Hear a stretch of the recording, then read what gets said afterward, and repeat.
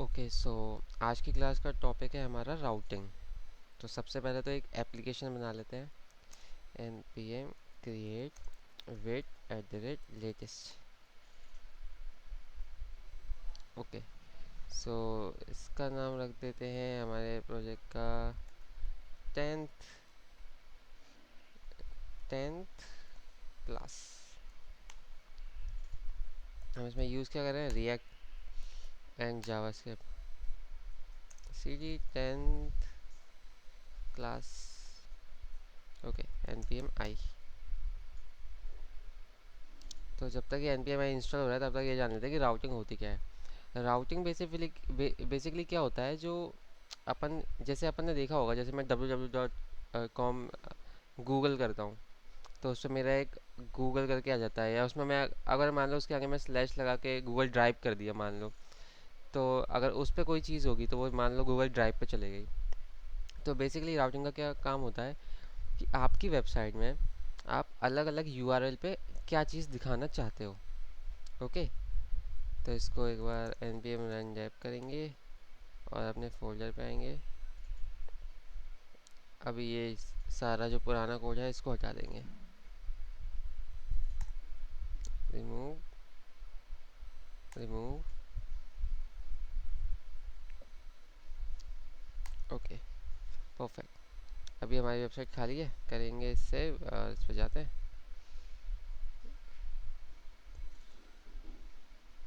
तो अभी यहाँ पर कुछ नहीं है, इट्स टोटली एम्प्टी। ओके ठीक है। अब अपन राउटिंग करने के लिए ना सबसे पहले हमें एक रिएक्ट में स्पेसिफिकली हमको चाहिए एक क्या कहते हैं, एक पैकेज चाहिए। वो पैकेज राउटिंग की जो भी सुविधा है ना वो हमको मतलब ऐसे प्रोवाइड कर देगा। तो उसके लिए उस पैकेज का नाम है रिएक्ट राउटर डोम। आप किसी भी पैकेज को इंस्टॉल करने के लिए क्या करेंगे, एन पी एम आई, आई का मतलब होता है इंस्टॉल, एंड सिंपली जिस भी रिएक्ट राउटर डोम लिख देंगे। परफेक्ट। जब तक ये इंस्टॉल हो रहा है, अब ये पैकेज हमारे में 4 पैकेजेस इसने ऐड कर दिए हैं। ठीक है, अब मैं क्या करूँगा ना, अब मैं एक वेरिएबल बनाऊंगा। इस वेरिएबल का काम सिंपली ये होगा कि ब्राउ जो भी ब्राउज़र का जो डेटा है, फॉर एग्जांपल किस पाथ पे क्या चीज़ होनी चाहिए, मैं इसको स्टोर इस वेरिएबल के अंदर स्टोर करूँगा। ठीक है, तो सबसे पहले इसको बनाने से पहले एक काम करते हैं, एक कंपोनेंट बना लेते हैं जिसके अंदर हम सारी चीज़ें रखेंगे। ठीक है, इसके अंदर हमने रखा नैप। सबसे पहले तो चीज़ें रख लेते हैं home dot J S X R A F C E, और इसका नाम रख दिया हमने होम पेज।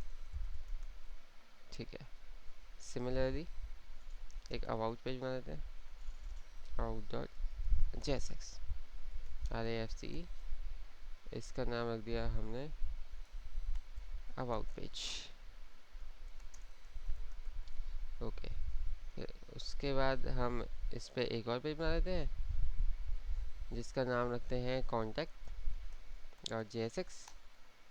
इसको भी दोबारा किया, H one contact page. Perfect. इसके बाद एक और पेज क्या बनाए, एक और पेज हमारा layout dot J S X R A F C E. Perfect. अब इस पे भी लिख देते हैं हम अपना लेआउट। ठीक है, इसको करेंगे, इन सब चीज़ों हो गई होंगी save. Contact page, layout, home page, about page. ठीक है परफेक्ट। अब हम जाएंगे हमारे ऐप पे से। अब यहाँ से हमारी सारी की सारी कहानी शुरू होगी। ओके, तो अब कहानी का सबसे पहला प्रमुख किरदार है हमारा एक कांस्टेंट वेरिएबल बनाना है जो कि हमारी सारी की सारी राउटिंग को स्टोर करेगा। अभी के लिए तो समझ लो, जो भी हम सारी राउटिंग कर रहे हैं वो इस वेरिएबल के अंदर हम स्टोर करके रख लेंगे। ठीक है, कॉन्स्ट, इसका नाम रख देते हैं राउटिंग, रख देते हैं इसका नाम। तो सबसे पहले हमें क्या करना रहता है ना, इस ब्राउज़र, अपने जो ब्राउज़र को है ना उसको ये बताना है कि हाँ भाई इस वेरिएबल के अंदर हमारी राउटिंग है। तो हम इस फंक्शन का यूज़ करते हैं जिसका नाम है क्रिएट ब्राउज़र राउटर। और ये फंक्शन हमको कौन प्रोवाइड करा रहा है? ये फंक्शन हमको प्रोवाइड करा रहा है हमारा रिएक्ट राउटर डोम।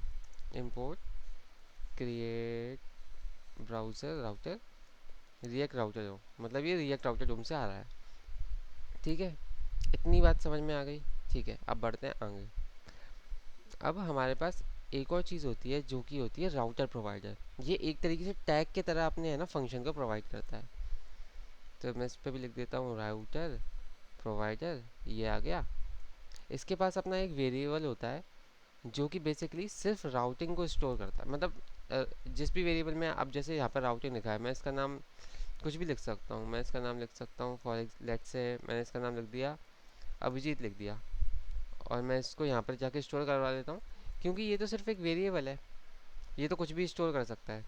सो नाम से फ़र्क नहीं पड़ेगा, बस आपने कहाँ पर राउटिंग क्रिएट की है उसको इसमें ऐड करना है। तो फिर से वापस से अपना नाम राउटिंग ही कर देते हैं, वो ज़्यादा रेलेवेंट नाम है। ठीक है, अब क्या होगा, ओह सॉरी हमने क्लोजिंग टैग नहीं लगाया। अब क्या होगा, ये जो क्रिएट ब्राउज़र राउटर है ना, जैसे अपन यूज स्टेट में नहीं करते थे, अपन एरे बना सकते थे, ये सब कर सकते थे, तो इसमें हम बताएं, इसमें हम नॉर्मल एक एक एलिमेंट के लिए भी बना सकते हैं, लेकिन उसका कोई फ़ायदा नहीं है। जब तुम्हें एक ही एलिमेंट पे करना है तो तुम एक को ही दिखा दो, मतलब राउटिंग कर भी क्यों रहे हैं, क्योंकि राउटिंग का तो स्पेसिफिक गोल ही ये होता है कि आपके पास मल्टीपल पेजेस हैं, आप उसको अलग अलग राउट्स पे दिखाना चाहते हो, तो एक का तो कोई फ़ायदा है नहीं। तो इसलिए हम यहाँ पे एरे का यूज़ करते हैं। एरे के अलग अलग इंडेक्सेस पे हमारे अलग अलग राउट्स होते हैं, और उन अलग अलग राउट्स पे हम जो अपनी कंपोनेंट्स को दिखाना चाहते हैं या फिर अपने पेजेस जो जो हम दिखाना चाहते हैं उसको हम इसमें डिफाइन कर देते हैं। ओके, बहुत बढ़िया। अब हमने इसमें एरे बनाया। एरे तो भाई ग्लोबली सबका ये है कि सब स्क्वायर एरे यूज़ करते हैं। अब इसके अंदर इस तरीके से मेरे पास क्या होगा, ये जो मेरे पास एरे हैं अभी, सॉरी, ये जो एरे के अंदर ये जो एलिमेंट है, ये जो स्क्वायर ब्रैकेट है, ये एक जैसे ये पहला एलिमेंट हो गया यहाँ से यहाँ तक, कॉमा के बाद नया एलिमेंट आया, फिर कॉमा के बाद एक और नया एलिमेंट आया, तो टोटल कुल मिला के मेरे पास 5 चीज़ें हैं एरे में। अभी के लिए इतना काफ़ी है। करते हैं टैब। अब राउटिंग करने के लिए सबसे पहले तो आप क्या करोगे, पाथ डिफाइन करोगे, और ये जो पाथ होता है ना, वो हमारा बेस यूआरएल के आगे लगता है। जैसे इसको दोबारा देखते हैं, npm run dev, सॉरी सबसे पहले क्लियर कर लेते हैं, उसके बाद npm run dev। तो ये okay okay okay, what was the problem, cls npm run dev।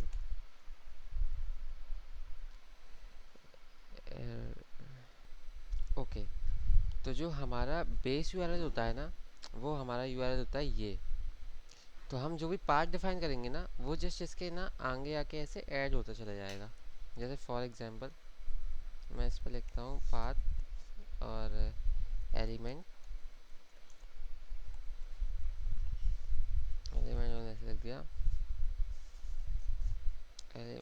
Element पे मैंने लिख दिया ऐसा होम, और इसको ये हो गया इंपोर्ट हमारा। ठीक है, अब बेसिकली क्या होना चाहिए, जैसे ही मैं इस राउट पे जाऊँ, जब मैं इस राउट पे जाऊँगा तो ये मेरा एलिमेंट के अंदर मैंने जो कुछ भी दे रखा है या जो भी कोड मेरे पास है एलिमेंट के अंदर, ये होम एक कोड ही है एक तरीके से।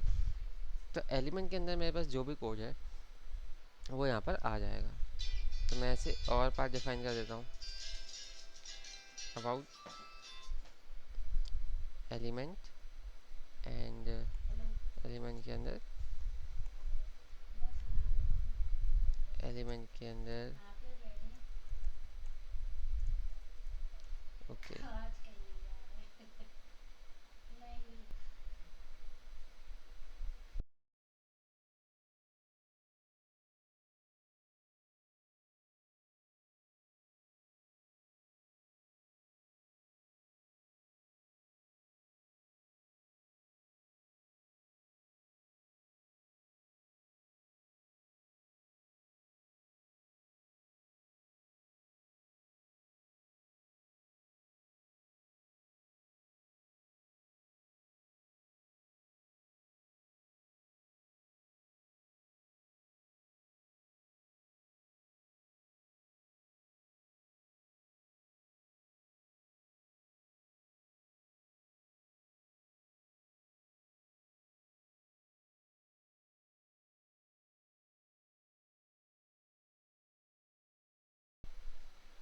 ओके, तो हमने क्या किया, एक ये पार्ट डिफाइन कर दिया, एक ये पार्ट डिफाइन कर दिया, और एक ये पार्ट डिफाइन कर दिया, और एक ये पार्ट डिफाइन कर दिया।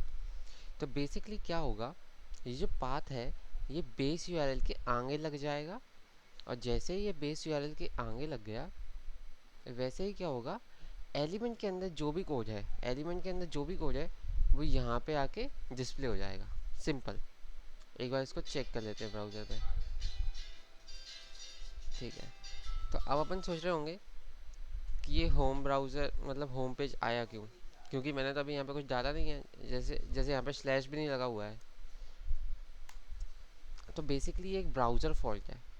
बाय डिफ़ॉल्ट आपके पास यहाँ पर एक स्लैश लगा हुआ है ऑलरेडी, लेकिन जब आप इस स्लैश के आगे कुछ नहीं लिखते हैं ना, तो ये चीज़ हट जाती है अपने पास। जैसे मैं लिख रहा हूँ, एंटर प्रेस कर रहा हूँ, ये अपने आप हट गई, लेकिन ये लगी हुई है, इसलिए ये चीज़ दिखा रहा है। फॉर एग्जांपल इसी को कर देते हैं अपन अबाउट। अबाउट पेज पे आ गए। इसी को कर देते हैं अपन इसको अपन एक और क्या बनाया था हमने, कॉन्टैक्ट। कॉन्टैक्ट कर देते हैं। एक और क्या बनाया था हमने, लेआउट कर दिया। Okay fine, everything is working fine. तो ये चीज़ तो समझ रहे हो, ये बाय डिफ़ॉल्ट अगर इसके आगे कुछ नहीं लिखा हुआ है तो ब्राउज़र उसको हटा देता है। ठीक है, इतनी बात आ गई समझ में। अब अभी क्या कहते हैं, अब इन अब ऐसा तो है नहीं भाई, ये तो कोई तरीका होता नहीं है कि मैं यहाँ पर अलग से टाइप करूँ और फिर यहाँ पर उस फाइल पे जाऊँ। तो ऑब्वियसली इसके लिए हम क्या बनाते हैं, नैप बार्स वगैरह बनाते हैं हमारे। तो एक नैप बार क्रिएट कर लेते हैं।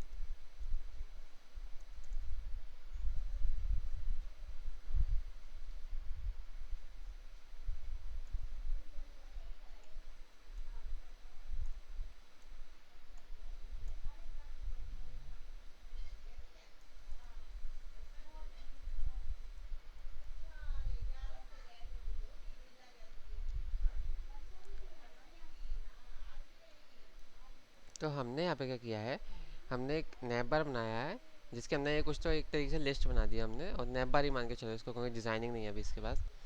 तो हमने एक एंकर टैग बनाया है, और एंकर टैग में जैसे हम एचटीएमएल में नहीं करते थे, हम दूसरी फाइल में जाना होता था, हम इसमें नेविगेट कर जाते थे।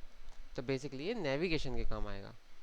नेविगेशन एंड राउटिंग में ये डिफरेंस है कि नेविगेशन आपको उस राउट तक पहुंचाता है, लेकिन उस राउट पर दिखाना क्या है, वो राउटिंग का काम है। ओके, इस चीज़ को ध्यान में रखना। दोबारा रिपीट कर देता हूँ। नेविगेशन का काम है आपको उस राउट तक ले जाना, और उस राउट पे क्या दिखाना है, वो राउटिंग का काम है। ठीक है, तो इससे भी हो जाएगा। एक बार हम इसको करते हैं सेव। अब इसको क्या करेंगे, अब नैप बार तो अपन को हर जगह चाहिए।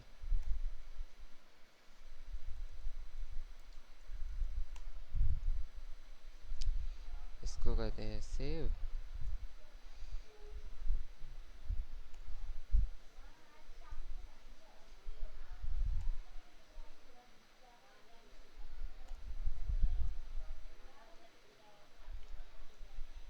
ठीक है फाइन, इसको करते हैं सेव, और हमारी वेबसाइट पे जाते हैं। ओह, सब जगह होम ही लिख दिया, सॉरी।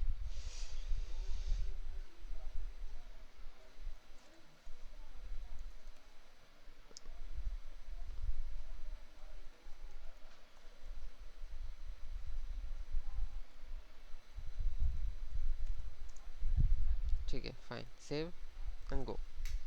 तो अभी हम जब होम पे क्लिक करेंगे तो होम पर आ जा रहे हैं, और इस पर क्लिक करेंगे तो इस पर आ जाएगा, कॉन्टैक्ट पे क्लिक करेंगे कॉन्टैक्ट पे आ जाएगा। फाइन।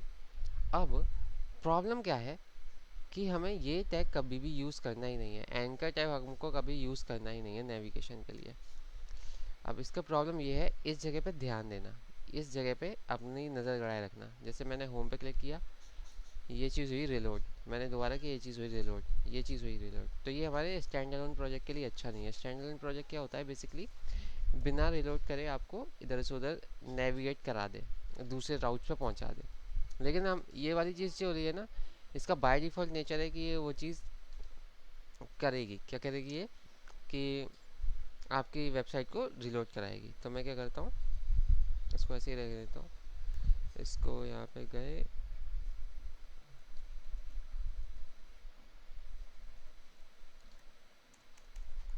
ओके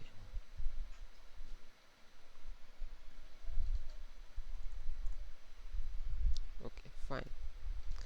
अब हम एक बार दोबारा चेक, कोई कोई दिक्कत हो गई है। Link is not defined, okay. तो लिंक इसलिए डिफाइन नहीं है क्योंकि हमने इसको, और हाँ, ये वाला जो भी टैग है ना हमारे पास, ये भी हमको कौन प्रोवाइड करता है, रिएक्ट राउटर डोम। तो हम देख पा रहे हैं इसके कितने सारे फ़ायदे हैं इस पैकेज के। ठीक है, करते हैं सेव, बढ़ते हैं आगे, बढ़ते हैं आगे। अब इसको दोबारा देखना, होम, ओके ओके, हाँ, हमने एक गलती करी है। लिंक टैग में एच यूज़ नहीं होता, लिंक टैग में यूज़ होता है टू। तो एच ये हमारा होता था किसमें, एंकर टैग में यूज़, यहाँ पर हमारा टू यूज़ होता है। ठीक है, इसको करेंगे सेव। अब ये चल जाना चाहिए।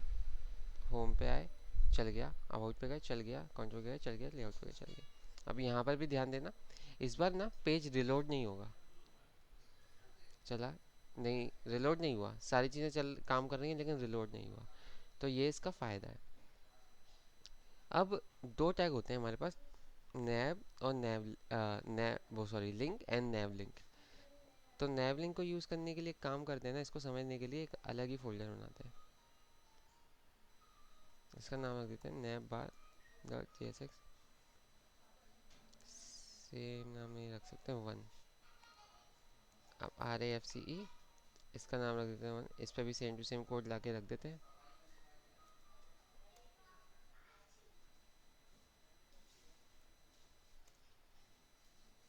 नेबर वन, यहाँ पर भी नेबर वन, एंड लिंक की जगह हम यूज़ कर लेंगे नेव लिंक।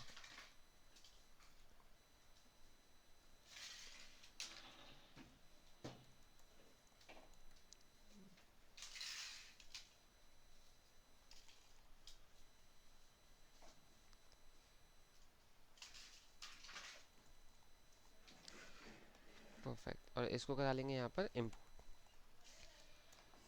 नेव लिंक। परफेक्ट।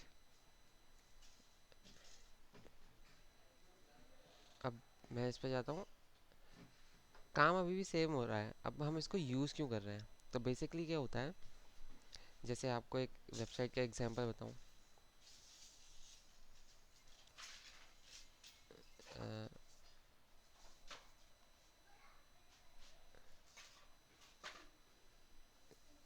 अरे कोई वेबसाइट नहीं रही, नेविगेशन, नेव बार,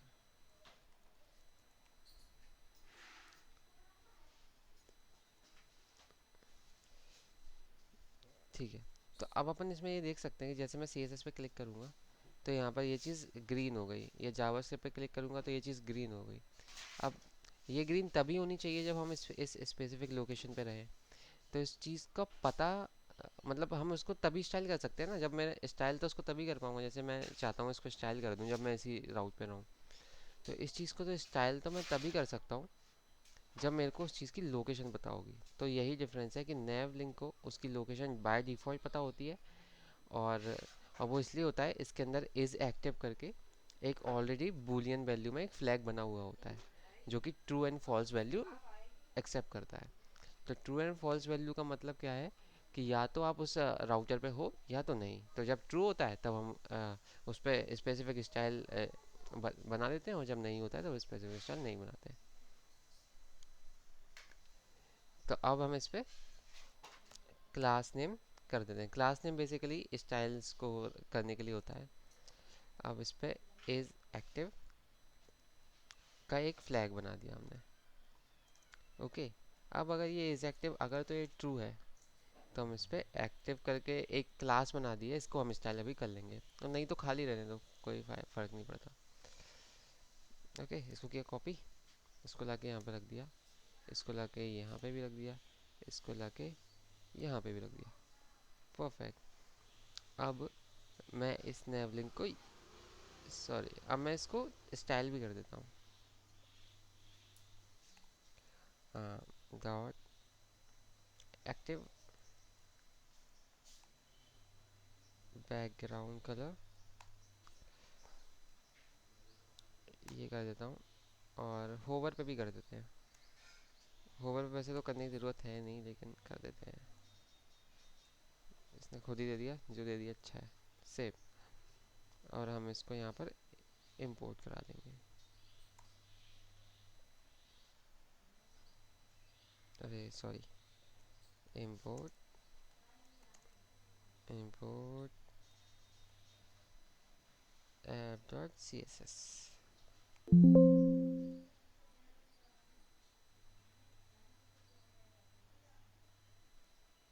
ओके ओके। सो इस नैप बार को हम अभी के लिए यहाँ पे डिफाइन कर देंगे, नैप बार 1। ओके, सो ये हो गया डिफाइन। एच आई टैग लगा दिया, इसको किया हमने import, import nap bar 1 exactly, and किया इसको सेव। और बाकी सब जगह भी इसको डाल देते हैं ताकि हमको पता रहेगा कि ये वही नैप बार है। ठीक है, ओके ग्रेट। इसको किया, इसको किया, ग्रेट। दोबारा किया, great. Now save it and let's check कि अगर हमारी चीज़ वर्क कर रही है या नहीं कर रही है। ओके, बैकग्राउंड कलर, एक मिनट, यहाँ भी है।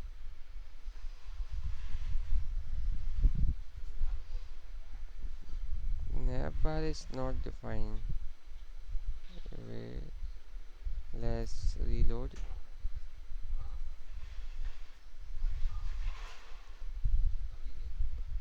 Okay okay okay, so let's check कि हमारा ये सारी चीज़ें दिक्कत आ क्यों रही है। तो लेट्स चेक। सो ये दिक्कत इसलिए आ रही है क्योंकि हमने इसको कर्ली ब्रेसेस में रैप नहीं किया। क्योंकि ये है तो एक बूलियन वैल्यू और इसके हम वैल्यूज़ निकाल रहे हैं, तो उसको कर्ली ब्रेसेस में रैप करना बहुत इंपॉर्टेंट है। इसकी वजह से हमारी स्टाइल इसमें आ नहीं रही थी। अब उम्मीद कर सकता हूँ कि यार आ जाए। ठीक है, किया सेव, गए वापस। ठीक है, परफेक्ट, अब सही काम कर रहा है। अब इसको पता है कि मैं होम पेज पे हूँ, और होम पेज पे जब मैं हूँ तो नैप बार की स्टाइलिंग ये कर देना, ये चीज़ ये कर देना, ये भी यहाँ पर ये कर देना। और ये सब पॉसिबल हो रहा है इज एक्टिव की वजह से। इज एक्टिव बेसिकली आपकी लोकेशन कैप्चर कर लेती है कि आप इस समय कहाँ पर हो। ट्रू और फॉल्स में रिटर्न करती है। जब आप जिस लोकेशन पे आप ट्रू रहोगे वहाँ पर ये स्टाइल लॉन्च हो जाएगी, और नहीं तो नहीं। और ये चीज़ यहाँ पर सिमिलर वे यहाँ पर नहीं हो पा रही है। ठीक है, लेकिन ऐसा नहीं है कि आप ये चीज़ यूज़ ही नहीं कर सकते। आप चाहो तो दूसरी चीज़, वो लोकेशन पता लगा सकते हो। इसके लिए हमारे पास एक और हुक होता है, कॉन्स लोकेशन इक्वल्स टू, एक होता है यूज़ लोकेशन। ठीक है, ये भी हमें कहाँ से मिल रहा है? ये भी हमें मिल रहा है रिएक्ट राउटर रोम से। देखा, हमें रिएक्ट राउटर रोम बहुत सारी चीज़ें प्रोवाइड करा रहा है। ठीक है, इसमें भी हम क्लास नेम चढ़ा देते हैं क्योंकि हम स्टाइलिंग ही तो कर रहे हैं। ठीक है, अब यहाँ पे मैं क्या करूँगा, अगर अगर तो लोके जो हमारी लोकेशन है, लोकेशन डॉट पाथ नेम, मतलब अभी हम एक्चुअल पाथ देख रहे हैं कि हमारा लोकेशन कहाँ पर है। तो हमारी जो लोकेशन है वो ये है। तो इस पर जो क्लास रिटर्न करना, क्लास नेम की जो क्लास है, basically normal C S S use कर रहे हैं, क्लास और आर्टिक्स होता है उसमें। तो यहाँ पर मैं क्या करूँगा, एक्टिव कर दूँगा इसको। जो सिमिलर वहाँ पर था वो यहाँ पर कर देते हैं। और नहीं तो खाली छोड़ दो, नहीं तो अपन को स्टाइलिंग करनी ही नहीं है, जो बाय डिफ़ॉल्ट है। अब इसको कर देंगे सब जगह कॉपी।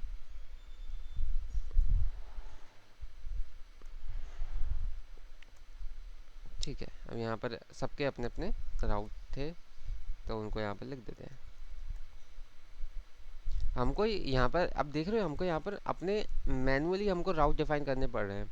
लेकिन नेव लिंक में ऐसा नहीं था। नेव लिंक में हमारे पास इज एक्टिव करके था और हम उससे ट्रू और फॉल्स निकाल रहे थे बस। हमने यहाँ पर राउटिंग कोई अलग से डिफाइन नहीं करी है। जैसे मुझे अ, जैसे मुझे यहाँ पर करनी पड़ रही थी। यहाँ पर मैंने यहाँ पर तो डिफाइन कर रखा है, ये तो एक अलग चीज़ है, लेकिन मेरे को क्लास नेम में भी राउटिंग डिफाइन करनी पड़ रही है, लोकेशन का पता लगाना पड़ रहा है। तो ये एक प्रॉब्लम है इसकी। काम ये भी करेगा। इंपोर्ट करा लेते हैं हम सी एस एस को, इंपोर्ट, परफेक्ट। इसको कहते हैं सेव, जाते हैं। अब ये दोनों चीज़ें काम करेंगी। जब अबाउट पे हूँ तो अबाउट का स्टाइल ऐसा हो जाएगा, होम पे हूँ तो होम का स्टाइल ऐसा हो जाएगा, लेआउट पे हूँ तो लेआउट का स्टाइल ऐसा हो जाएगा। परफेक्ट। अब एक और तरीके का राउट होता है। ये राउट तब यूज़ होता है जब हम स्पेसिफिकली यूआरएल से कुछ निकाल रहे हैं। इसका एग्जाम्पल भी देख सकते हैं हम। जैसे मैं गया गीक्स फॉर गीक्स पे जाता हूँ, जैसे आप इस पे गए, ठीक है, अभी सब कुछ सही है, अभी सब कुछ सही है। अब मैं किसी कोर्स पे क्लिक करूँगा और अपनी नज़र यहाँ पर होनी चाहिए, ठीक है। मैं इस कोर्स पे गया,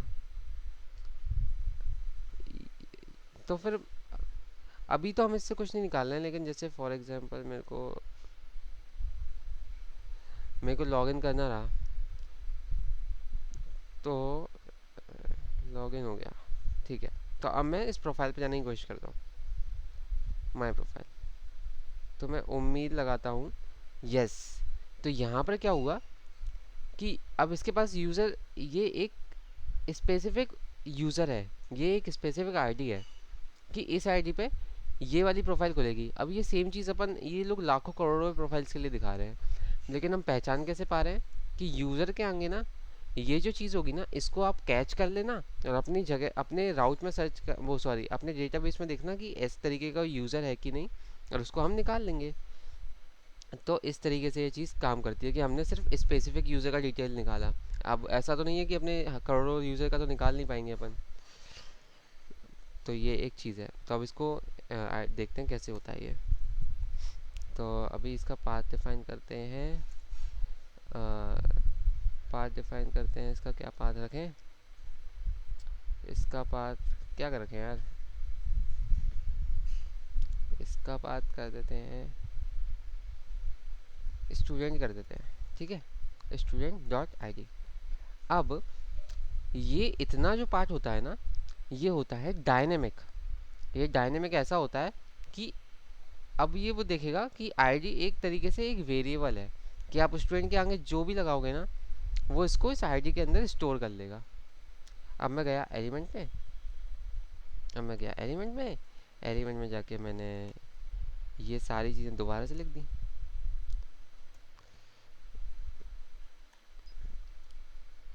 अरे ये सारी चीज़ें मैंने दोबारा से लिख दी। अब यहाँ पर मैं एक स्टूडेंट का भी बना लेता हूँ component, student dot J S x. Student में क्या करूँगा, हाँ, अब मेरे को वो वैल्यू निकालनी है, तो मैं क्या करूँगा, const I D equals to use params, और यूज़ पैरम्स में वो जो स्ट्रिंग है ना, उसकी वैल्यू निकाल लेंगे। तो अब ये क्या करेगा ना, की वैल्यू पेयर में हमें आंसर दे देगा। तो अब बेसिकली ये होगा कि ये जो आईडी है, ये जो अपने ऐसे करके लिखा था ना, ऐसे करके, तो ये इसको कैसे आइडेंटिफाई करेगा कि आईडी इक्वल्स टू जो भी हम इसके अंदर डालेंगे, मान लो मैंने 1 डाल दिया उसके आगे, तो वो उसको इस तरीके से आइडेंटिफाई कर लेगा। अब फॉर एग्जांपल मैं इसको शो भी करा देता हूँ, तो मैंने इसको शो करा दिया स्टूडेंट 1, ठीक है। अब मैं इसमें जो भी डालता जाऊँगा वो आ जाएगा उसमें। हम हमारी वेबसाइट पे वापस आते हैं, ठीक है, हम आ गए हमारी वेबसाइट पे वापस। ओके, अब हम जाते हैं स्टूडेंट राउट पे। नेविगेशन में अभी हमने डाला नहीं है, लेकिन कोई बात नहीं। स्टूडेंट राउट पे गए, स्टूडेंट राउट पे कुछ नहीं है, लेकिन जैसे ही मैं इस पर ऐसा कुछ डाल देता हूँ, जैसे मैंने इस पर डाल दिया 1। ओके, हम देखते हैं, ओह, ये इसलिए हुआ क्योंकि हमने उसको ऐप राउट में भी डाले नहीं है, सॉरी। तो app dot J S x में आए, ऐप राउट में गए, स्टूडेंट डॉट आई डी पे गए, स्टूडेंट डॉट आई डी पे हमने हमारा स्टूडेंट मेंशन कर दिया, इसको किया सेव, वापस गए।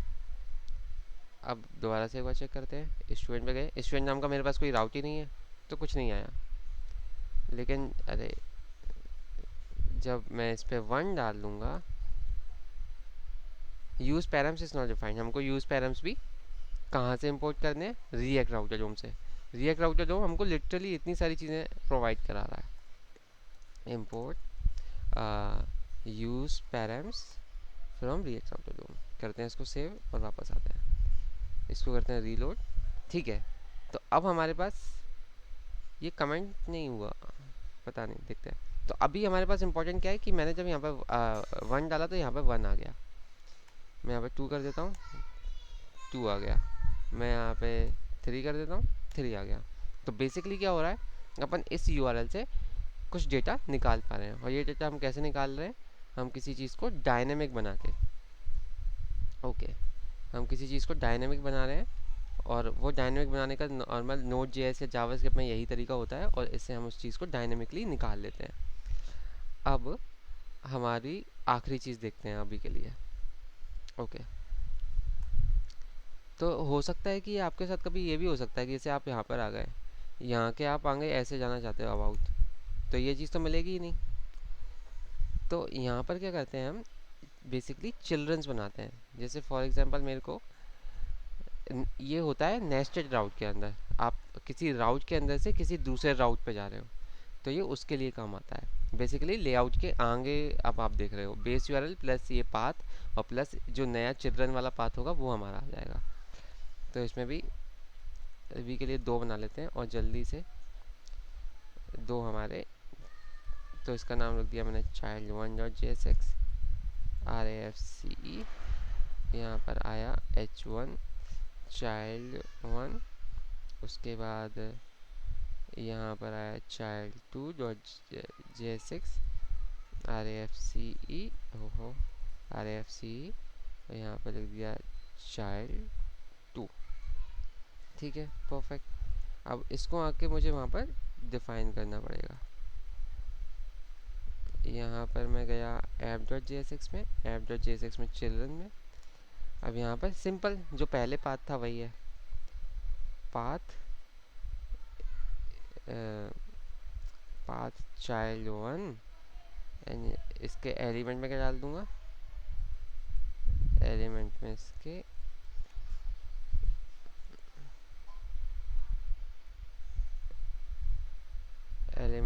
ये चीज़ डाल सकता हूँ वापस से।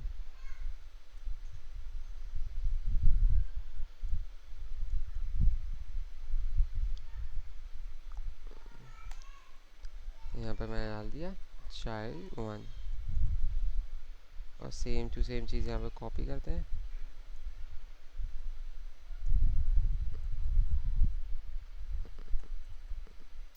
इसको किया हमने चाइल्ड 2, और इसको भी कर दिया हमने चाइल्ड 2। इसको कराते हैं इंपोर्ट, ओके। तो ये अब इंपोर्ट भी हो गया। अब ये वाले राउट पे तो ऑब्वियसली कुछ है नहीं, अब हम वापस जाते हैं। ठीक है, यहाँ से हम जाते हैं लेआउट पे, और लेआउट पे क्या किया, लेआउट पे जाके लेआउट से आगे जाना है तो क्या कर सकते हैं, चाइल्ड 1, ओके।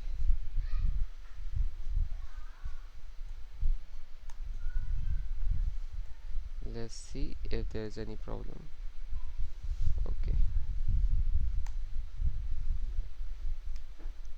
ओके, तो हमने एक बहुत इम्पोर्टेंट चीज़ करी जो कि मिस करी हमने, और वो इम्पोर्टेंट चीज़ क्या है कि आपको आके ना लेआउट के आगे आपको एक आउटलेट करके भी एक चीज़ बनानी पड़े जो कि रिएक्ट से ही इम्पोर्ट होगी। तो जब तक आप ये नहीं करोगे ना, आपका चाइल्ड कंपोनेंट चलेगा ही नहीं। अरे मैंने दो हॉरिजॉन्टल रूल लगा दिया, सॉरी। इसको हटा देते हैं, देखने में अच्छा नहीं लग रहा। ओके, इसको यहाँ से हटाते हैं, बाय बाय। इसको यहाँ से भी करते हैं बाय बाय। अब हमारा थोड़ा सुंदर दिखेगा। ठीक है, मैं लेआउट पे गया, लेआउट पे जाके मैंने लिख दिया चाइल्ड वन हमारा आ गया। लेआउट पे जाके मैंने लिख दिया चाइल्ड टू। तो बेसिकली अभी हम क्या कर पा रहे हैं, लेआउट के अंदर भी हो सकता है कि हम उसके अंदर से कहीं और पे राउट कर रहे हो चीज़ों को, तो ये हो जाती है nested routing, basically a route inside a route. Okay, ठीक है। उसके बाद अब हमारा एक और फाइनल चीज़ है जो कि बहुत नॉर्मल है, कि हो सकता है आप हर बार ज़रूरी थोड़ी ना है कि आपके पास हर तरीके का पाथ हो, हर पाथ पे ज़रूरी थोड़ी ना कुछ होता है। तो बाय डिफ़ॉल्ट हम एक चीज़ कर सकते हैं कि अगर हमारे पास ये ऊपर किसी भी सॉरी यहाँ पर नहीं करेंगे, हम उसको ग्लोबली करेंगे, हर चीज़ को, कि ज़रूरी थोड़ी ना है कि हमारे पास हर तरीके का पाथ हो सकता है किसी पाथ पे यूज़र ऐसे पाथ पे पहुंच जाए, जैसे अभी करके देखते हैं। जैसे मेरे पास मेरे नाम का कोई पाथ नहीं है, तो जब मैं ये कर रहा हूँ ना,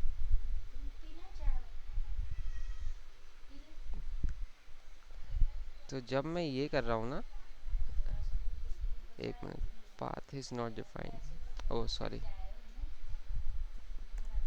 सेव करते हैं, वापस आते हैं। ठीक है, तो अब मैं अभिजीत पाथ पे जा रहा हूँ ना, जो कि पाथ हमने डिफाइन किया ही नहीं है। तो इस पर क्या आ गया, ये रिस्पॉन्स आ गया। अब यूज़र को देखने में ही लगेगा यार शायद वेबसाइट क्रैश व्रैश हो गई है, लेकिन ये चीज़ क्रैश नहीं हुई है, आपके पास ये पाथ ही नहीं है, आपको कुछ दिखाने को ही नहीं है। तो आप क्या करोगे इस मोमेंट पर, इसका मतलब होता है एवरीथिंग, मतलब ये सब पहले तो वो इन सब जगहों पे आएगा कि ऐसा कोई पाथ डिफाइन है कि नहीं है हमारे राउटिंग में। और अगर उसे कोई पाथ नहीं मिला, तो उस पर बाय डिफ़ॉल्ट हम एक काम करते हैं, बाय डिफ़ॉल्ट हम इस पर भेज देंगे, एक नया कंपोनेंट बना देते हैं नॉट फाउंड करके, और कंपोनेंट में आके इसको मेंशन करिए नॉट फाउंड डॉट जेएसएक्स। इस पर लिख दिया RAFC और H1 नॉट फाउंड। परफेक्ट, वापस आते हैं। अब देखो, अब जैसे ही सॉरी, नॉट फाउंड को हमने इंपोर्ट नहीं कराया, not found import not found आ गया। ओके, अब हमारी चीज़ चल जानी चाहिए। ठीक है, अभिजीत नाम का कोई राउट नहीं है, तो ये नहीं चल रहा है। इस नाम का राउट है, हाँ चल रहा है, सब चल रहा है, बढ़िया चल रहा है। लेकिन जैसे ही इसको कुछ ऐसा राउट मिला जो कि है अननोन, या जिसका कोई जो राउट हमारे पास है ही नहीं, तो ये क्या कर देगा, नॉट फाउंड। ठीक है, आज के लिए हमारा इतना ही हो गया, बाकी अब देखते हैं नेक्स्ट क्लास में।